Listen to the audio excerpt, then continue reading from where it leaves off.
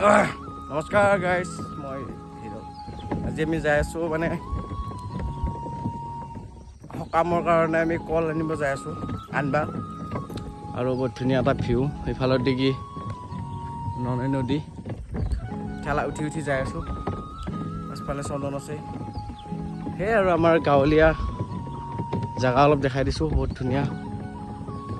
আৰু এইফালে এইটো মাথৰি আছে, ছাইডতে এইটো ননৈ নদী।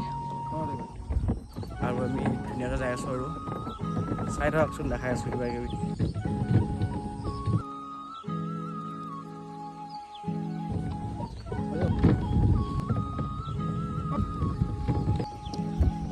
এতিয়া আমি এটা বহুত ধুনীয়া আপোনালোকক লোকেশ্যন দেখাই আছোঁ, আমাৰ যিটো গাঁৱলীয়া লোকেশ্যন।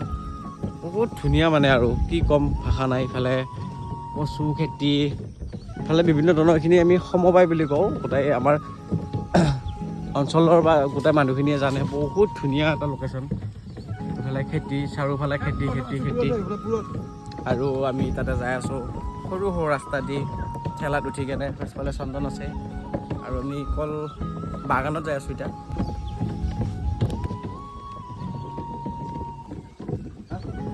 আমাৰ বহুত ধুনীয়া গাঁৱৰ নামঘৰ, লগতে পাব্লিক হেল্থ, এইবিলাক পাব্লিক হেল্থ। এইফালে আমাৰ গৰু আৰু এইফালে আমাৰ নামঘৰ আছে। আমাৰ গাঁৱৰ নামঘৰ নহয়, কিন্তু আমাৰ গাঁৱৰ নামঘৰবিলাক এনেকুৱাই হয়। এইফালে প্ৰকাণ্ড গাছ এডাল আছে, ইয়াতে সংঘ। এনেকুৱাই আৰু ধুনীয়া পৰিৱেশ। এইখন গাঁও